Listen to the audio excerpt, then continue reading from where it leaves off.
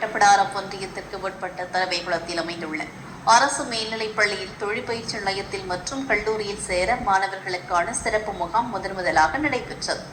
வட்டப்பிடாரம் வட்டார வள மையம் சார்பில் ஆசிரியர் பயிற்றுனர் செல்வகுமார் அவர்கள் தலைமையில் நடைபெற்றது. இந்நிகழ்விற்கு தரவைக்குளம் ஊர் நிர்வாகம் நல்ல முறையில் ஒத்துழைப்பு கொடுத்துள்ளனர்.